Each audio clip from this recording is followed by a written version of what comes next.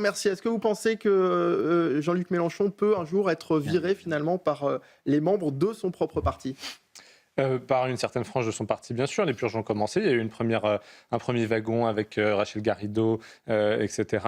Bon, on voit bien l'animosité qu'il peut y avoir envers Éric Coquerel ou Mathilde Panot. Jean-Luc Mélenchon lui-même a commencé à se prédéfendre, disons, en se réclamant maghrébin en réalité. Il faut se souvenir de ça quand même. C'était pas rien que Jean-Luc Mélenchon se qualifie lui-même de maghrébin. Donc oui, clairement. Il y a une guerre d'ego au sein de la France Insoumise ? En fait, ces nouveaux élus qui prennent le pouvoir comprennent bien que là, c'est trop tôt, en fait. Et Jean-Luc Mélenchon, lui, il sait aussi que c'est sa dernière campagne présidentielle. Donc, je pense qu'il y a une espèce d'arrangement. Jean-Luc Mélenchon dit « Je vais à cette présidentielle avec ce socle le plus solide possible ».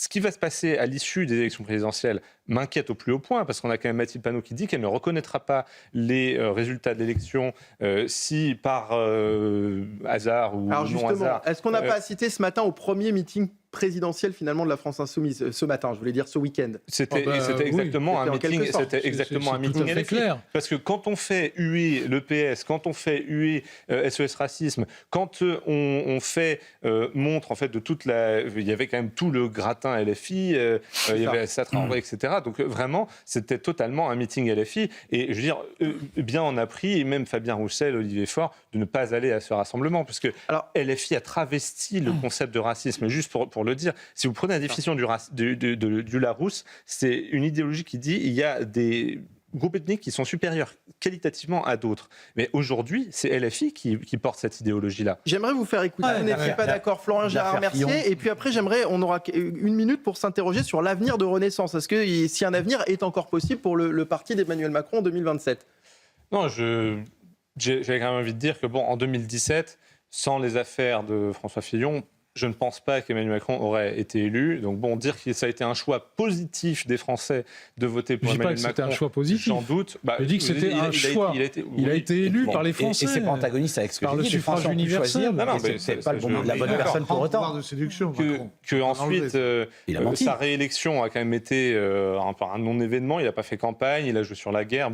Je veux dire, en fait, ça fait 10 ans que Emmanuel Macron a mis notre démocratie sous cloche, que le débat public a été réduit à sa plus simple expression. À chaque gouvernement, c'était quoi ? C'était à quel point on va Madame Hidalgo a fait 1,75% et Madame Pécresse a fait 4,5%. Je suis d'accord avec vous, mais le débat public s'est résumé à quel débauchage on peut avoir. Très doué. Quel débauchage on va avoir. Il n'y a jamais eu de débat. Alors quel avenir pour En Marche ? Je pense que là, pour la Renaissance. C'est un horizon funèbre. Vous avez vu que certains... Il a raison, Charles Rodwell, député EPR des Yvelines. Et le problème, c'est que ce déficit d'autorité dont on parle, son parti au pouvoir depuis 2017, en est responsable. Aujourd'hui, en tous les cas, en partie. Et ça, il ne le reconnaît pas. Oui, alors il y a quand même eu la loi Attal sur la justice des mineurs, parce qu'aujourd'hui, on le sait tous, il faut effectivement mettre un terme à l'exclusion de minorité, il faut supprimer la césure pénale. Aux Pays-Bas, par exemple, ces jeunes, ils ont été pris en flagrance. Dans les 36 heures, ils auraient eu une condamnation et une punition. Et donc, évidemment, qu'ils ne seraient pas retournés récidiver juste après. Donc, l'impunité de la récidive... La loi, c'est une chose, mais aujourd'hui, ces jeunes n'ont plus peur de la police, n'ont plus peur de la justice. Ce que nous disait Gilbert Codard, lorsqu'ils se retrouvent devant un juge, ça les fait rire, ils rigolent en fait. Mais c'est parce qu'ils savent qu'ils vont rien avoir, justement à cause de la césure pénale. La césure pénale, c'est ce qui dit que, en fait, entre le moment où il y a une condamnation et le moment où elle va être effective, c'est-à-dire où il va y avoir une mise en prison ou autre, il doit y avoir au moins 6 mois, 1 an, le temps de faire des mesures de rééducation. C'est-à-dire que dans la loi, on a séparé la reconnaissance d'un fait de la punition. Ça, c'est le pire qu'on puisse faire, parce que la théorie de l'apprentissage, pour qu'un apprentissage soit efficace, il faut que les récompenses ou les punitions soient immédiates par rapport à l'action, pour que l'apprentissage puisse se faire. Donc, et juste pour terminer sur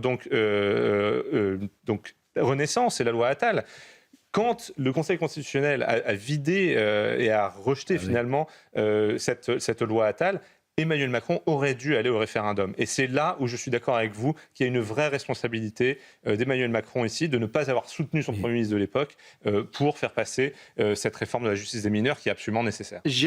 Voilà ce qu'on pouvait dire sur l'anti-américanisme en France. Florian Gérard, merci, un mot peut-être ? Oui, je pense qu'en fait, il y a beaucoup de jalousie, tout simplement. Parce que les États-Unis sont l'armée la plus puissante du monde, parce que Donald Trump est un homme aussi extrêmement puissant qui fait un peu ce qu'il veut, c'est-à-dire qu'il fait preuve d'une liberté quand même que peu de présidents avant lui ont prise. Et en même temps, il prend aussi des engagements. C'est cette capacité aussi à respecter ses promesses que beaucoup de nos dirigeants lui reprochent, je pense, puisque eux-mêmes ne le font pas. Donc maintenant, c'est sûr que la fabrique des héros fonctionne à plein régime, c'est quelque chose que les États-Unis savent parfaitement faire. C'est une grande victoire, effectivement, tant militaire que stratégique, mais aussi politique, effectivement, pour Donald Trump d'avoir réussi à récupérer ce pilote. Et maintenant, voyons le résultat de cet ultimatum. Mais s'il donne les cibles, c'est peut-être aussi justement pour dire aux gens d'en partir. Donc franchement, les crimes de guerre, c'est vraiment complètement excessif. Pendré, là, depuis quelques minutes, dans la 39e journée de guerre contre la République islamique d'Iran. Florian Gérard Mercier, cet ultimatum, il est attendu donc dans quelques heures. Pour le moment, effectivement, Donald Trump s'est exprimé sur le sujet. On attend, entre guillemets, avec une certaine impatience de savoir ce qui va se passer forcément à 20h tout à l'heure. Oui, on attend avec je pense que il va se passer ce que Donald Trump a dit qu'il se passerait.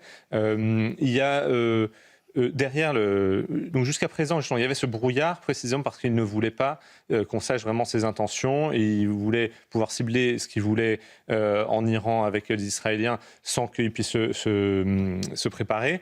Là, je pense que de toute façon, depuis le début, ses objectifs, ils ont été clairs. C'était le programme nucléaire iranien et le programme balistique iranien. Parce qu'il ne faut pas quand même sous-estimer que maintenant qu'on sait que l'Iran a des missiles balistiques qui vont jusqu'à 4000 km, ça couvre nettement Paris. Donc c'est-à-dire que ça faisait partie de la chose. Donc il y a ça.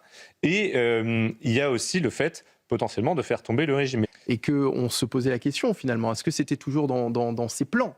Là, il le dit, c'est un peuple qui veut la liberté. Il parle de la condition de ce peuple iranien, Florian Gérard Mercier. Oui, et il a raison de le rappeler, puisque finalement, ce régime est quand même en guerre à la fois à l'extérieur contre les États-Unis et Israël, et aussi à l'intérieur contre son propre peuple. Et donc, je veux dire, tout le monde, on ne peut que souhaiter la chute de ce régime, et Donald Trump fait plus que tous ses prédécesseurs, peut-être, pour cette chute. Juste pour terminer sur le pourquoi attaquer les centrales électriques et les ponts, c'est peut-être aussi pour avoir plus de champs libres pour aller faire des opérations, finalement, comme ils ont fait pour sauver leurs pilotes, c'est-à-dire des opérations en profondeur, sur le terrain, pour pouvoir aller envoyer des soldats, détruire des cibles qu'on ne peut pas détruire avec simplement des bombes. Donc, encore une fois, le programme nucléaire et peut-être aussi récupérer l'uranium enrichi qui est caché quelque part, on ne sait pas où, mais peut-être que les Américains le savent, etc. Donc, c'est ça, à mon sens, sur lequel il va falloir regarder ce qui se passe dans les jours qui viennent. On comprenne.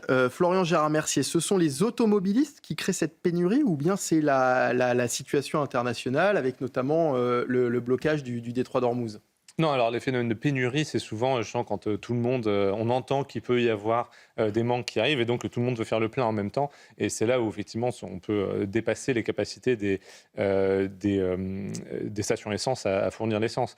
Donc non, la pénurie, c'est un peu le comportement qui le crée. Maintenant, l'augmentation du prix, bah, évidemment, ça, donc c'est 35 centimes à peu près en pondéré, l'augmentation. Ça, c'est clairement le fait que la fermeture du détroit d'Ormuz a conduit à une augmentation du prix international. Or, voilà, les prix sont donc c'est pas parce qu'on manque de pétrole, parce que le pétrole qui nous arrive est déjà là, mais en fait le prix est réajusté en permanence. Et juste, je pense, ce qui met les Français le plus en rage ici, c'est le fait que l'État profite de la crise. Alors, aujourd'hui, on sait qu'en mars, l'État a gagné 270 millions d'euros de plus. Alors, ce sont les chiffres du gouvernement. Pourquoi le plein est moins cher en Belgique, il est moins cher en Espagne et il est plus cher en France ?